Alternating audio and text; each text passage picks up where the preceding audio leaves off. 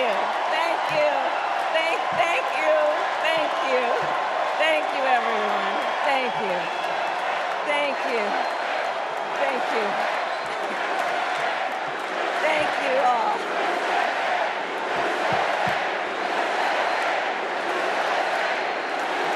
Thank you all. Okay, we got to get to some business. We got to get to some business. Okay, thank you all. Okay. Thank you, thank you, thank you, thank you, thank you. Thank you, thank you, please, thank you, please, thank you so very much. Thank you, everyone. Thank you, everyone. Thank you. Okay, let's get to business. Let's get to business. All right. So let me start by thanking my most incredible husband, Doug,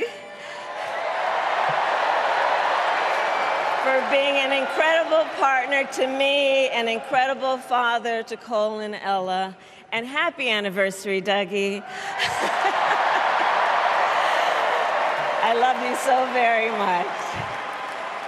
To our President Joe Biden, when I think about the path that we have traveled together, Joe, I am filled with gratitude. Your record is extraordinary, as history will show, and your character is inspiring. And Doug and I love you and Jill and are forever thankful to you both.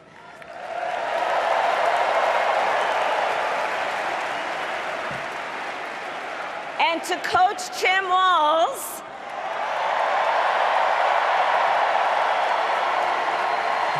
you are going to be an incredible vice president. And to the delegates and everyone who has put your faith in our campaign, your support is humbling. So, America, the path that led me here in recent weeks was no doubt unexpected. But I'm no stranger to unlikely journeys. So, our mother, Kamala Harris, had one of her own. And I miss her every day, and especially right now. And I know she's looking down smiling.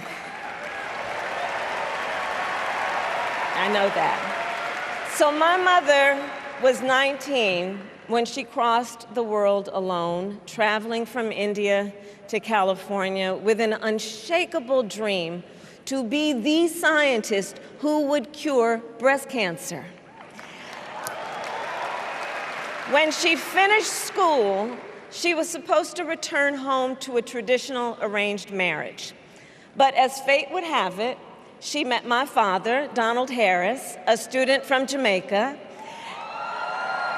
They fell in love and got married, and that act of self-determination made my sister Maya and me. Growing up, we moved a lot. I will always remember that big Mayflower truck packed with all our belongings, ready to go to Illinois, to Wisconsin, and wherever our parents' jobs took us. My early memories of our parents together are very joyful ones. A home filled with laughter and music, Aretha, Coltrane, and Miles. At the park, my mother would say, "Stay close." But my father would say, as he smiled, "Run, Kamala, run. Don't be afraid. Don't let anything stop you."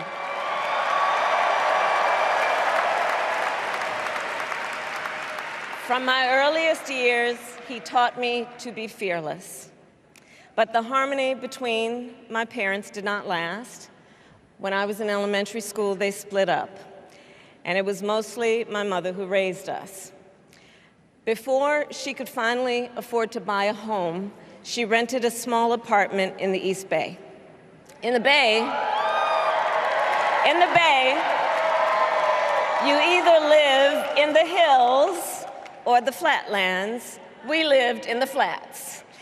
A beautiful working-class neighborhood, of firefighters, nurses, and construction workers,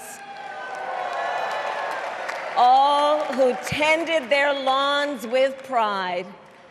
My mother, she worked long hours, and like many working parents, she leaned on a trusted circle to help raise us. Mrs. Shelton, who ran the daycare below us and became a second mother. Uncle Sherman, Aunt Mary, Uncle Freddie, Auntie Chris. None of them family by blood, and all of them family by love.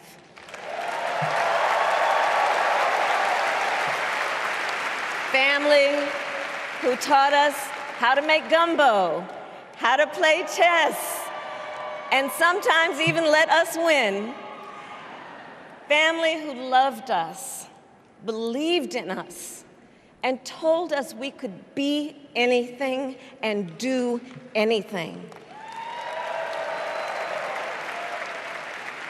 They instilled in us the values they personified: community, faith, and the importance of treating others as you would want to be treated, with kindness, respect, and compassion. My mother was a brilliant, 5-foot-tall, brown woman with an accent. And as the eldest child, I saw how the world would sometimes treat her. But my mother never lost her cool. She was tough, courageous, a trailblazer in the fight for women's health, and she taught Maya and me a lesson that Michelle mentioned the other night. She taught us to never complain about injustice, but do something about it. Do something about it. That was my mother. And she taught us, and she also taught us, and never do anything half-assed. And that is a direct quote. A direct quote. I grew up immersed in the ideals of the civil rights movement. My parents had met at a civil rights gathering, and they made sure that we learned about civil rights leaders, including the lawyers like Thurgood Marshall and Constance Baker Motley, those who battled in the courtroom to make real the promise of America. So at a young age, I decided I wanted to do that work. I wanted to be a lawyer. And when it came time to choose the type of law I would pursue, I reflected on a pivotal moment in my life. You see, when I was in high school, I started to notice something about my best friend, Wanda. She was sad at school, and there were times she didn't want to go home. So one day I asked if everything was all right, and she confided in me that she was being sexually abused by her stepfather. And I immediately told her she had to come stay with us, and she did. This is one of the reasons I became a prosecutor, to protect people like Wanda, because I believe everyone has a right to safety, to dignity, and to justice.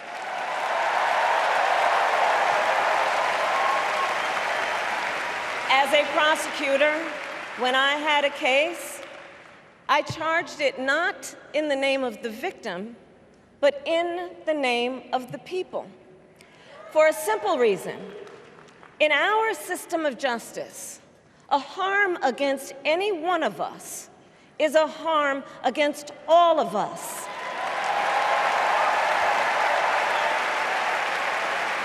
And I would often explain this to console survivors of crime, to remind them no one should be made to fight alone. We are all in this together. And every day, in the courtroom, I stood proudly before a judge, and I said 5 words: Kamala Harris for the people.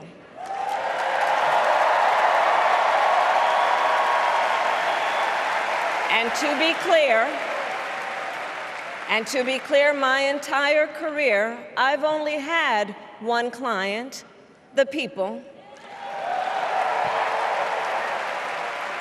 And so, on behalf of the people, on behalf of every American, regardless of party, race, gender, or the language your grandmother speaks, on behalf of my mother and everyone who has ever set out on their own unlikely journey, on behalf of Americans like the people I grew up with, people who work hard, chase their dreams, and look out for one another, on behalf of everyone whose story could only be written in the greatest nation on earth, I accept your nomination to be President of the United States of America.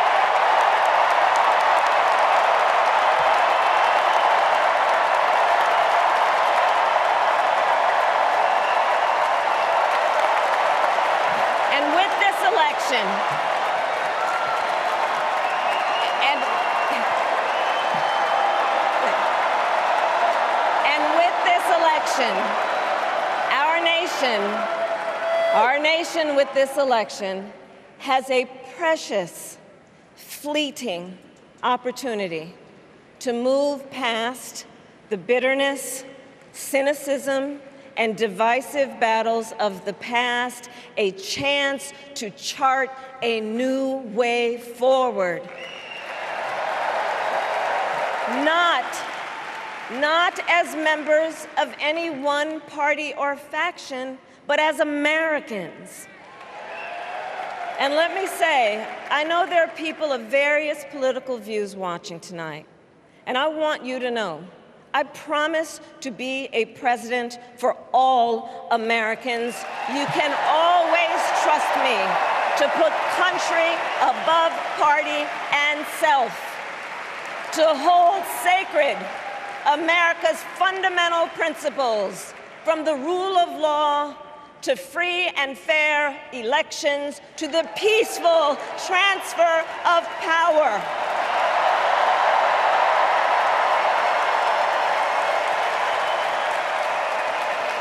I will be a president who unites us around our highest aspirations, a president who leads and listens, who is realistic, practical, and has common sense, and always fights for the American people.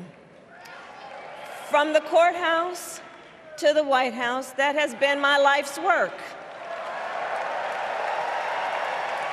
As a young courtroom prosecutor in Oakland, California, I stood up for women and children against predators who abuse them.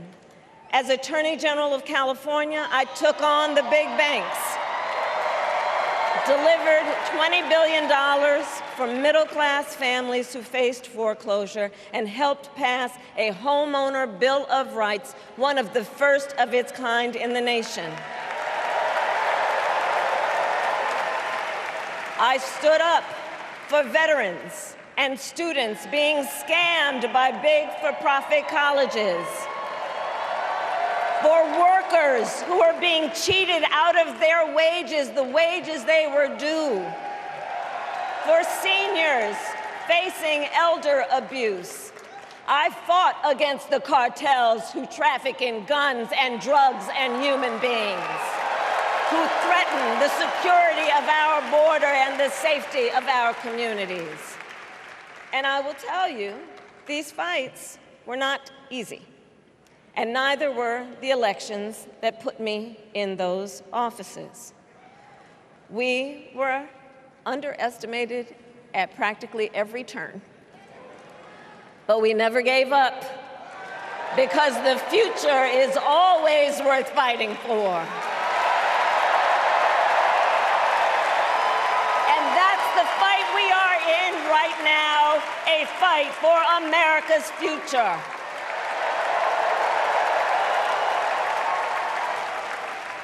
Fellow Americans, this election is not only the most important of our lives, it is one of the most important in the life of our nation. In many ways, Donald Trump is an unserious man. But the consequences of putting Donald Trump back in the White House are extremely serious. Consider not only the chaos and calamity when he was in office, but also the gravity of what has happened since he lost the last election. Donald Trump tried to throw away your votes. When he failed, he sent an armed mob to the United States Capitol, where they assaulted law enforcement officers. When politicians in his own party begged him to call off the mob and send help, he did the opposite. He fanned the flames. And now, for an entirely different set of crimes, he was found guilty of fraud by a jury of everyday Americans and separately found liable for committing sexual abuse. And consider what he intends to do if we give him power again. Consider his explicit intent to set free violent extremists who assaulted those law enforcement officers at the Capitol. His explicit intent to jail journalists, political opponents, and anyone he sees as the enemy. His explicit intent to deploy our active duty military against our own citizens. Consider the power he will have, especially after the United States Supreme Court just ruled that he would be immune from criminal prosecution. Just imagine Donald Trump with no guardrails, and how he would use the immense powers of the presidency of the United States, not to improve your life, not to strengthen our national security, but to serve the only client he has ever had, himself.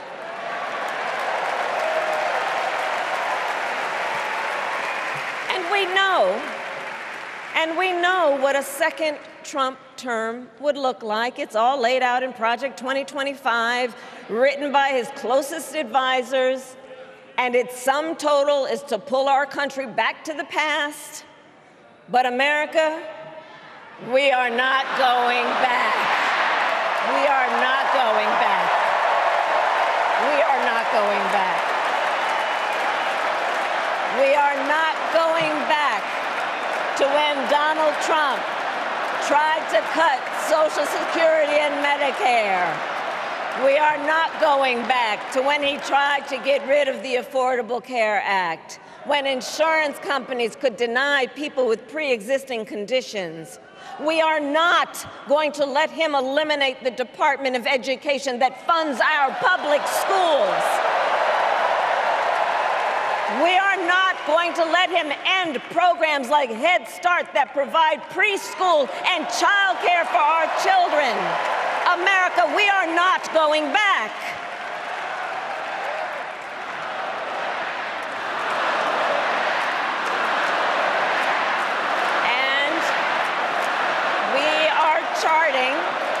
And we are charting a new way forward.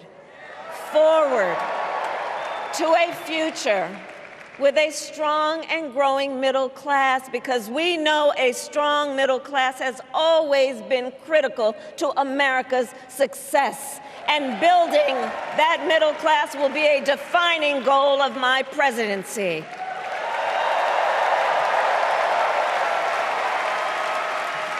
And I'll tell you, this is personal for me.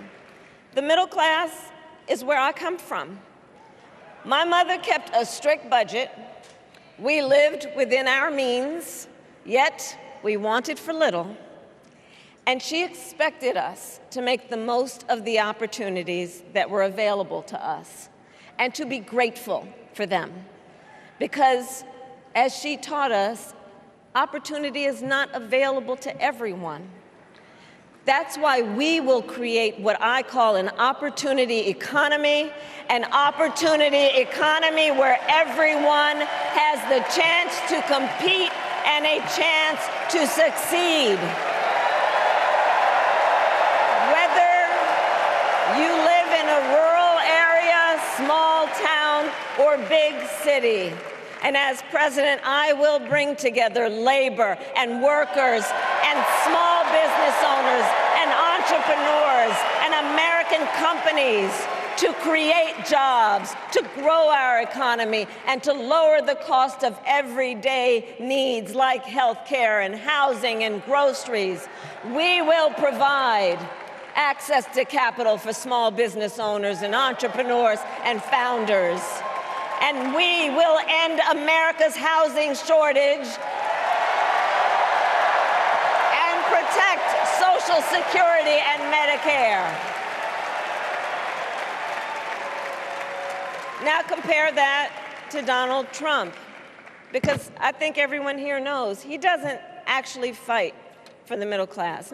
He doesn't actually fight for the middle class. Instead, he fights for himself and his billionaire friends. And he will give them another round of tax breaks that will add up to $5 trillion to the national debt.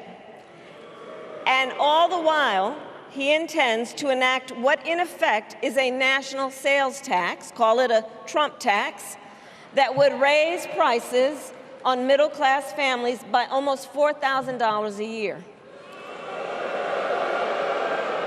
Well, instead of a Trump tax hike, we will pass a middle-class tax cut that will benefit more than 100 million Americans.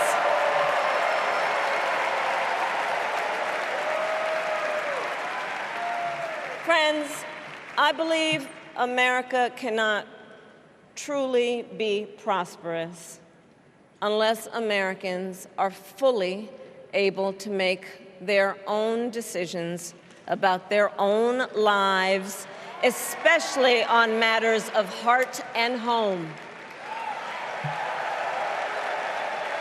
But tonight, in America, too many women are not able to make those decisions.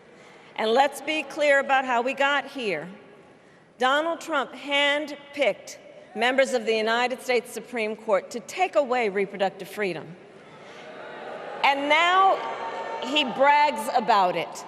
In his words, quote, "I did it and I'm proud to have done it," end quote. Well, I'll tell you, over the past 2 years, I've traveled across our country, and women have told me their stories. Husbands and fathers have shared theirs. Stories of women miscarrying in a parking lot, developing sepsis, losing the ability to ever again have children, all because doctors are afraid they may go to jail for caring for their patients. Couples just trying to grow their family, cut off in the middle of IVF treatments. Children who have survived sexual assault, potentially being forced to carry a pregnancy to term. This is what's happening in our country because of Donald Trump. And understand, he is not done. As a part of his agenda, he and his allies would limit access to birth control, ban medication abortion, and enact a nationwide abortion ban with or without Congress. And get this, he plans to create a national anti-abortion coordinator and force states to report on women's miscarriages and abortions. Simply put, they are out of their minds.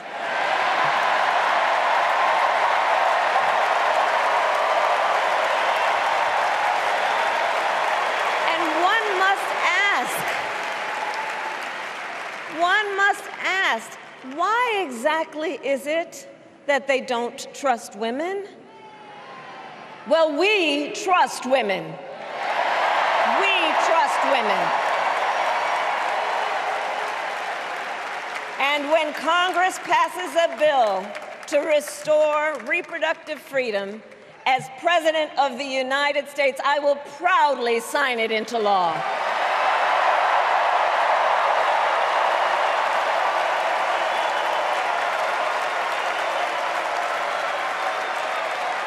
In this election, many other fundamental freedoms are at stake.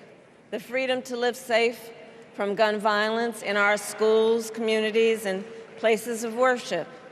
The freedom to love who you love openly and with pride. The freedom to breathe clean air and drink clean water and live free from the pollution that fuels the climate crisis. And the freedom that unlocks all the others, the freedom to vote.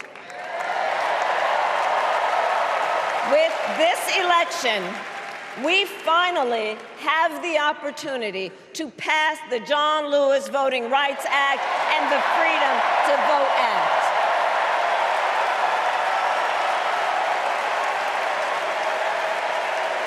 And let me be clear. After decades in law enforcement, I know the importance of safety and security, especially at our border. Last year, Joe and I brought together Democrats and conservative Republicans to write the strongest border bill in decades. The Border Patrol endorsed it. But Donald Trump believes a border deal would hurt his campaign. So he ordered his allies in Congress to kill the deal. Well, I refuse to play politics with our security, and here is my pledge to you. As president, I will bring back the bipartisan border security bill that he killed, and I will sign it into law. I know we can live up to our proud heritage as a nation of immigrants and reform our broken immigration system. We can create an earned pathway to citizenship and secure our border.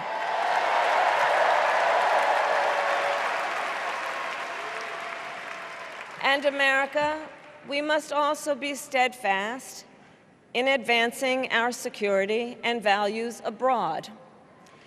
As Vice President, I have confronted threats to our security, negotiated with foreign leaders, strengthened our alliances, and engaged with our brave troops overseas. As Commander-in-Chief, I will ensure America always has the strongest, most lethal fighting force in the world.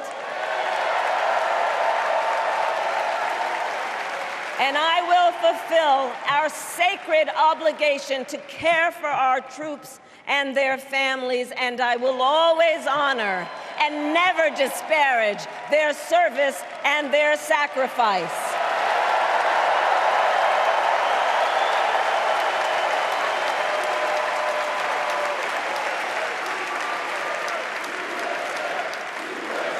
I will make sure that we lead the world in into the future on space and artificial intelligence, that America, not China, wins the competition for the 21st century, and that we strengthen, not abdicate, our global leadership. Trump, on the other hand, threatened to abandon NATO. He encouraged Putin to invade our allies, said Russia could, quote, do whatever the hell they want. 5 days before Russia attacked Ukraine, I met with President Zelensky to warn him about Russia's plan to invade. I helped mobilize a global response, over 50 countries, to defend against Putin's aggression. As president, I will stand strong with Ukraine and our NATO allies.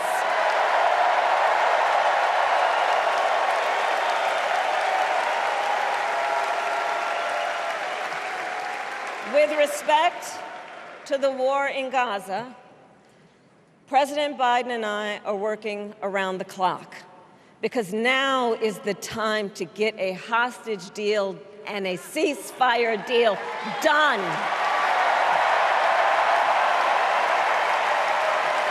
And let me be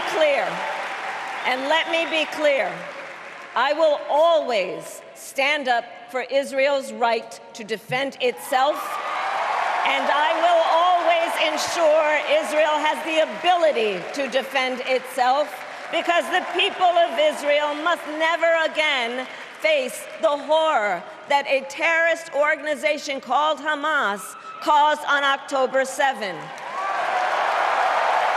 including unspeakable sexual violence and the massacre of young people at a music festival.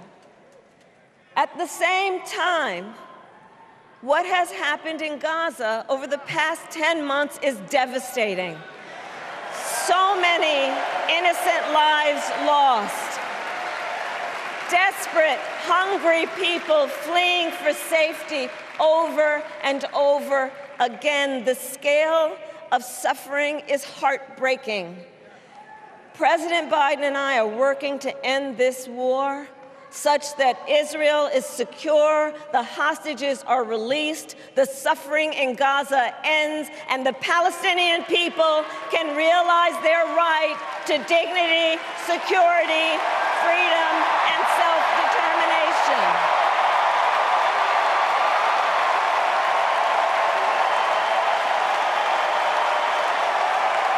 And know this, I will never hesitate to take whatever action is necessary to defend our forces and our interests against Iran and Iran-backed terrorists. I will not cozy up to tyrants and dictators like Kim Jong-un who are rooting for Trump,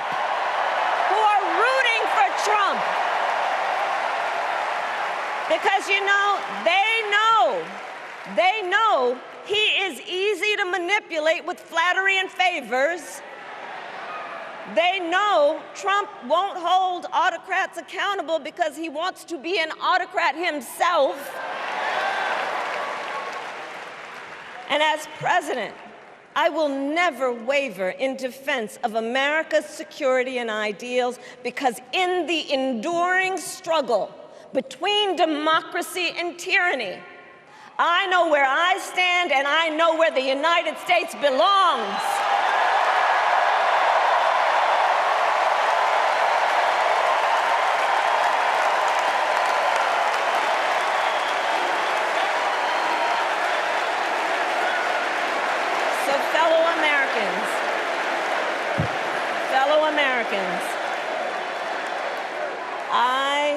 I love our country with all my heart. Everywhere I go, in everyone I meet, I see a nation that is ready to move forward, ready for the next step in the incredible journey that is America. I see an America where we hold fast to the fearless belief that built our nation and inspired the world, that here, in this country, anything is possible, that nothing is out of reach. An America where we care for one another, look out for one another, and recognize that we have so much more in common than what separates us. That none of us has to fail for all of us to succeed. And that in unity there is strength. You know, our opponents in this race are out there every day denigrating America, talking about how terrible everything is. Well, my mother had another lesson she used to teach. Never let anyone tell you who you are. You show them who you are. America, let us show each other and the world who we are and what we stand for. Freedom, opportunity, compassion, dignity, fairness, and endless possibilities.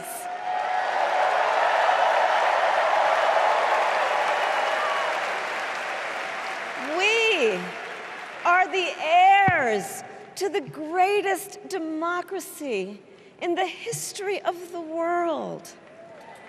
And on behalf of our children and our grandchildren and all those who sacrificed so dearly for our freedom and liberty, we must be worthy of this moment.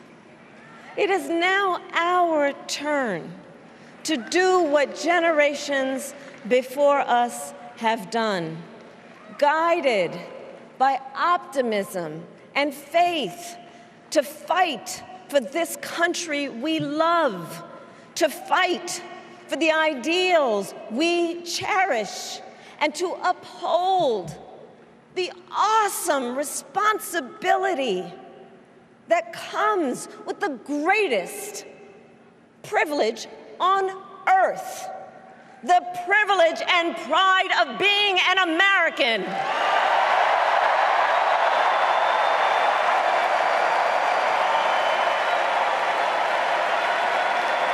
So let's get out there, let's fight for it, let's get out there, let's vote for it, and together let us write the next great chapter in the most extraordinary story ever told.